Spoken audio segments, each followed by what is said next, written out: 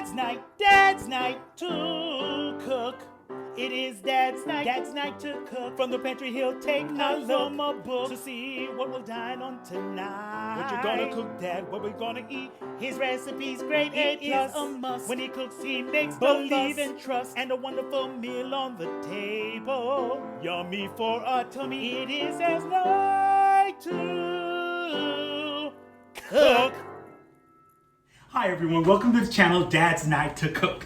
I'm your always tasty, non-time committing, full menu home cooking dad, Chef Manny. Letting you dads know out there that when it's your night to cook, you don't have to pick up the phone and order takeout. A full cooked meal is only your pantry and refrigerator away from your kids singing, "Ooh, it's Dad's night to cook." And remember, if we haven't heard it, we're not cooking it. This is simple home cooked meals. Now, if you're new to the channel, don't forget to comment, subscribe, share, and like. And don't forget to ring that bell so you know when new videos have been posted. So, for tonight's episode, we have tuna casserole and a bread pudding with a creme anglaise. And we'll go through all of that because you're saying creme anglaise. I've never heard of that. And also, we have a side meal because I'm one of those spoiling dads, like I told you. One of my kids does not like tuna casserole, so I'm going to be making his favorite dish, buffalo chicken quesadilla. All right, so let's get started on my version of tuna casserole. So let's go into the pantry and the refrigerator and see what we need. So we have from our pantry, you know you have those cans of tuna. Everybody has that tuna fish, okay? I'm not going to use fresh tuna fish. Usually when I do cook tuna or tuna casserole, I use fresh tuna. But again, this is just simple home cooking. So you got all them tuna, especially if you're from Florida, you prepping for a hurricane season. So you got tuna fish. So we'll need our cans of tuna fish, 2 cans. We have some condensed soup. Now, it usually calls for condensed mushroom, but no one in our household likes mushroom. So we're just going to use cream of celery. Easy peasy, pumpkin wheezy. So we also will need some egg noodles or bow tie pasta, whatever pasta you might have lying around. I use egg noodles, and my pot on my stove already with some salt. And remember, this is the only chance you really get to salt your pasta. So we're going to put the egg noodles into the pot, but we won't cook it for long. Now, from the refrigerator, we'll need I had some leftover evaporated milk. We'll need some milk, some regular milk. We'll need our butter.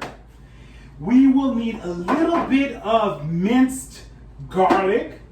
And we'll need some diced jalapeños and onion. And later on, we'll need some cheddar cheese and sour cream, but we'll leave it in there for now.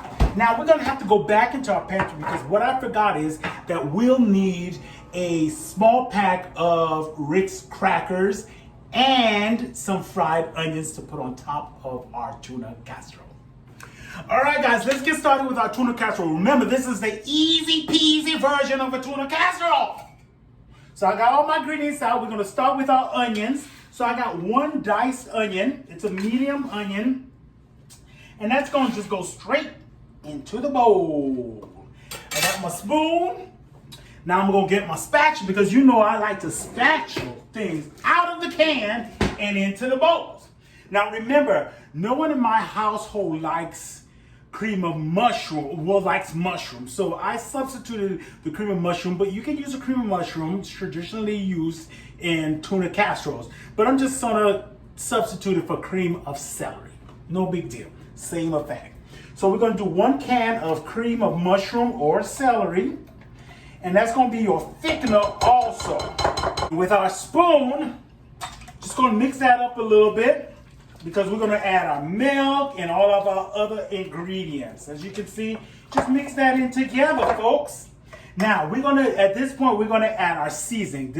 Just a teaspoon of salt, teaspoon of peppers. There's not a lot of seasoning going into this, but there's a lot of flavor because we got the not the habanero, but the jalapeno, diced jalapeno peppers, the garlic, and the tuna is very flavorful to begin with. So we had a leftover can, half a can, not even a half a can in there. It's probably like a quarter cup of evaporated milk. So that's going to go in there. And then we're going to eyeball another 1/4 cup of milk. That looked like a lot more than 1/4 cup because it probably was. But you know, we eyeball things, okay? Because we're gonna use 1 can of drained tuna fish and 1 can with the juices already in it. So it's gonna get that little tuna tasting kind of thing. We're gonna have sour cream in this thing. It's just gonna be a whole bunch of goodness. So we mix that up a little bit and we're gonna put a teaspoon of garlic into this mixture. That was a healthy teaspoon of garlic. And then we're gonna put 2 teaspoons of diced jalapeno peppers. And that's gonna give it the kick and oomph and jump it needs. I'm gonna add the juice, 2 teaspoons of that jalapeno juice. And we're gonna mix that in all together. And what I found was just 1 small can, 1 small package of crackers. That was all that was left. But that's all we need. And I have some fried onions. And you know what we're going to do with this. We're going to combine them, mash them, and we're going to be on the top of our tuna casserole. All right, so I put my apron on because there's going to be a lot of splashing and transferring of liquids and stuff. So I had all my other ingredients in, and then I added my tuna to my bowl. And I'm gonna give that a good mix. Now I've taken out my cheese and I've grated my 8 ounces of cheddar cheese. Again, you can buy it already grated and shredded, but you save 40 cents if you buy a block of cheese and just grate it yourself. 40 cents! Put in the work yourself. We splish it, like I said, there's a lot of splishing and splashing. But we're gonna transfer this into a bigger bowl so we can put our egg noodles, combine our mixture, and then from there we're gonna put it into our baking pan. We'll top it off with some cream cheese and put some cheddar cheese on top of that. Put it in the oven, we'll be good to go. Dad's night to cook. It is Dad's night to cook. From the pantry he'll take a look from a book to see what we'll dine on tonight. What you gonna cook, Dad? What we gonna eat? His recipe's great, it is a must. When he cooks, he makes believe and trust, and a wonderful meal on the table. Yummy for our tummy. It is Dad's night to cook. Woo! And there is your tuna casserole ready to go into your 350-degree oven for 30 to 40 minutes. We're going to work on tonight's dessert, which is a bread pudding with a creme anglaise. A creme anglaise, again, is not something we haven't heard of. Anglaise is a French word for English, so it's with an English cream. But I'm going to show you a discount version of making your creme anglaise. But let's work on the bread pudding portion first. So let's go into our pantry and see what we need. So from our pantry, Dadz, we will need some evaporated milk. Now I know you have some evaporated milk, but if you don't have evaporated milk, regular milk works out just fine. I just tend to use evaporated milk because it's a little thicker, it's a little richer, and it goes a long way. So I'll need 2 cans of evaporated milk or 2 cups of regular milk if that's all you have for your refrigerator. I'm going to need a can also of condensed milk. Now, from pantry number 2, we'll need some almond extract, and I'll tell you about the almond extract in a little bit. And we will need our shredded up vanilla brioche that we had earlier that I told you about, and I had some day old sour cream donuts that I chopped up and also is in my bowl. Ooh-wee, y'all, I just realized that my air conditioner must not be working. So I went to go check it and it is not working. It's dark. So as hot as, I mean, the temperature is set on hell up in this house. It's so hot. I first thought it was just me. I was like, you know, I'm in the kitchen, I'm cooking, it's gonna be hot. Let's just work on the bread pudding. So we got our bowl, we got our donut and our vanilla brioche, and we're just gonna put this mixture together. Now this is a couponed, discounted version of bread pudding. We're not gonna go all fancy because usually bread pudding you have to temper the milk with the butter and all that. We're just gonna put it all in a bowl and I'm gonna show you how easy peasy it is, okay? So what we're gonna do is, we're gonna go into the refrigerator, we're gonna get our eggs. We're gonna need 2 eggs for this particular amount of bread pudding that we're gonna have. So you're gonna just go get 2 eggs. And if you don't have your evaporated milk, this is the point where you go get your milk and we're gonna do that. I've already got my seasoning, so I got a tablespoon of cinnamon. I have a half a teaspoon of nutmeg, and I put about 2 pinches of salt. The salt will bring out the sweetness in your bread pudding. Give it a little stir. Yum, yum, yum, yum. I had to put my glasses on because I had to go see the circuit breaker to see if where that breaker was on, see if it's been turned on or not. Because remember, my air conditioner is not working. Anyway, so from the pantry, also, we forgot to get our raisins. Remember, we have raisins from past recipes, so we're going to go ahead and get that. If you don't like raisins, don't put the raisins in. We like some raisins, so we're going to put some in.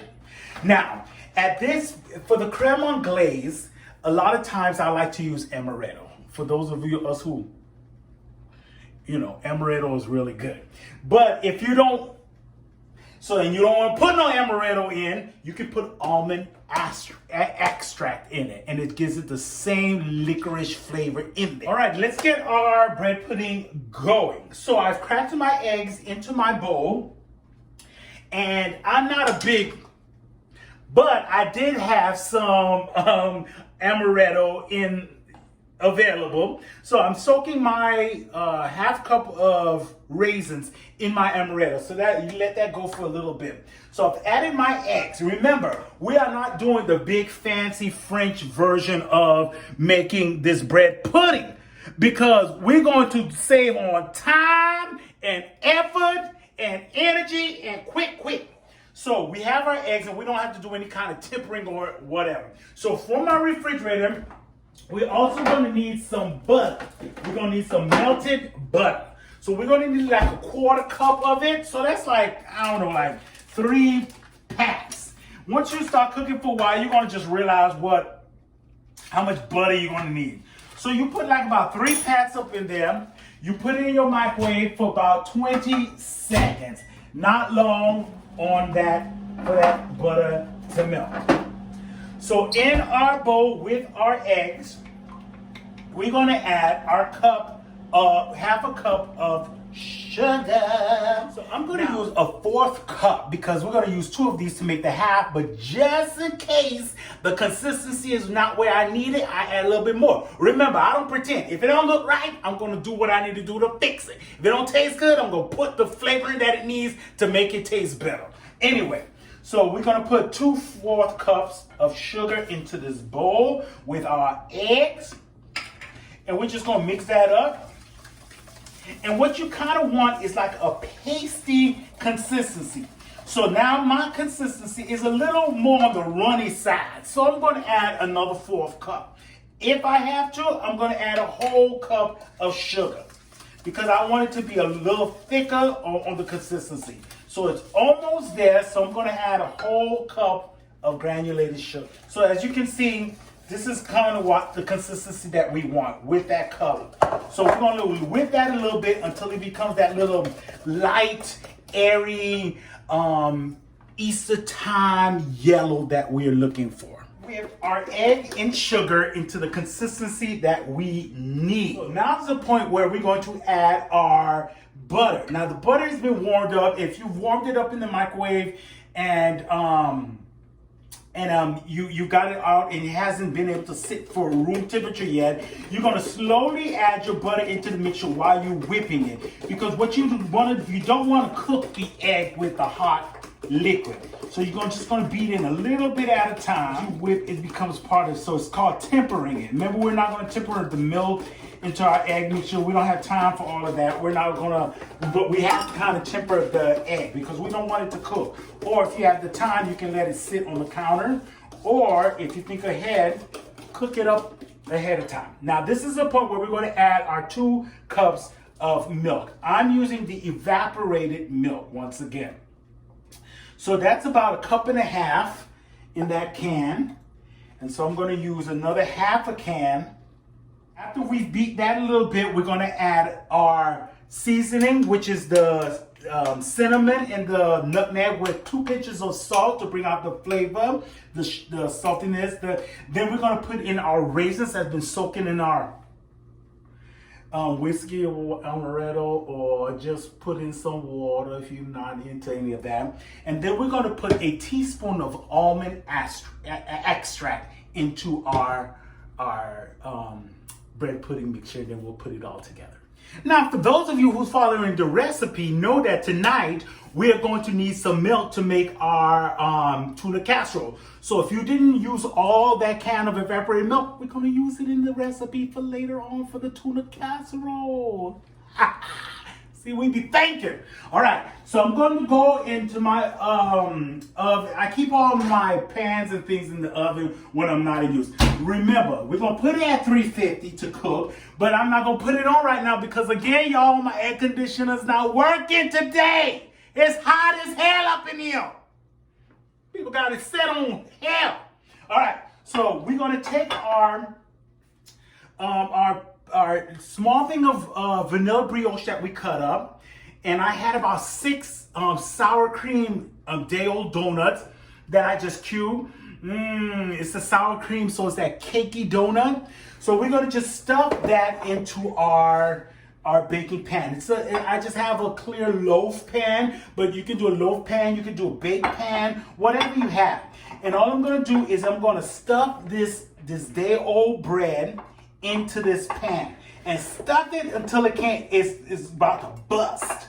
So that's what we're gonna do, because later on we're gonna pour this custard into it so it can soak up all of that liquid. And that's why we generally have day old, because you want it to be a little drier. And if you don't have it as dry as you want, you can stick your bread or your donut or whatever you have into the oven for about 15 minutes on 350, and it'll dry that out a little bit more, because we want it to be dry to just soak up all of the wet goodness. And we're going to do that in just a second. So you just stuff your pan into that. If it's not pretty, that's okay. And then we're going to ladle in our liquids for our bread pudding. What we're going to do is we're going to ladle in our liquid mixture into our bread pudding pan. And this is just going to be a slow process, because what you want it to do, it'll fall over like that. That's okay. So what you want it to do is to soak up all of that goodness. So it's going to be a slow process. Your raisins might float to the top. That's okay. We want it in on the top. We don't really want it all the way on the bottom. So you want it to just soak up all the way to the bottom. So after we put the rest of this in, we just want it to sit on the counter for a good 20 minutes before we put it into the oven to bake. So let's start on our creme anglaise. Once again, creme anglaise just means the French word for English cream. Now, when you make a creme anglaise, it's a whole process of separating the eggs with the yolk and tempering the milk and then We're going to do this really easy, Dads. We are going to use 1/2 can of condensed milk and some almond extract. And we got our creme anglaise, period. What we're going to do is we're going to get the can of condensed milk. We're not going to use the whole thing. We're just going to use about 1/2 of the can. We're not going to use a whole lot. And we can use this for something else, a different dish later on down the road. It doesn't really go bad, that condensed milk. And we're going to add a teaspoon of almond extract. It's going to give it that licorice taste that we need for those of us who aren't big on having dishes with a lot of. But if you don't mind having them in there, go ahead and put some amaretto, put some bourbon, put some whatever brown goodness you have up in your house. Because you might need it after having them kids at the house all day long. So anyway, so folks, that's pretty much it. So I'm going to take a spoon. I'm going to whisk that in so it can combine together. You're going to stick this in for 90 seconds. That's all the tempering you need, all that. I'm telling you, 90 seconds. When we get back, after 90 seconds, you're going to see. Okay, so our creme anglaise has been in the microwave for 90 seconds. Now keep an eye on it because about a minute and 20 seconds in, it's going to 70 seconds in, it's going to start to puff up a little bit. So keep an eye on it so it doesn't spill over. And after it comes out of the microwave, just give it a quick little stir to beat down some of that rising heat from it. All right, here it is, everybody. Creme anglaise, English cream, creme anglaise. A half a can of condensed milk, a teaspoon of almond extract, or a tablespoon of amaretto or any brown kind of that you might have in your household. I'm telling you, you pour this over a piece of bread pudding, you're going to be top of the morning all day. You're going to be like, excuse me, sir, can you tell me where platform 93/4 is? All day long. So the table's all set. We've said our prayers. It was time to eat, and we've been eating. But let's take a taste of this tuna casserole. So remember, it has the tuna, the peas. Anyway, so here's the tuna casserole. It's very tasty. Remember, it has the sour cream top with the cheddar cheese. If you like your casseroles a little spicy, this could use just a little bit of more kick. So adding another tablespoon of the diced jalapeños will give it that. But it's very, it's really good. Once again, not everybody, it's not for everybody, but if you do like to go back to your childhood, having this tuna casserole is one of those ways. The bread pudding with the creme anglaise English sauce, a try. So here's the bread pudding, and I've put the creme anglaise already on there. Remember, this is made with day-old sour cream donuts and dried out vanilla brioche.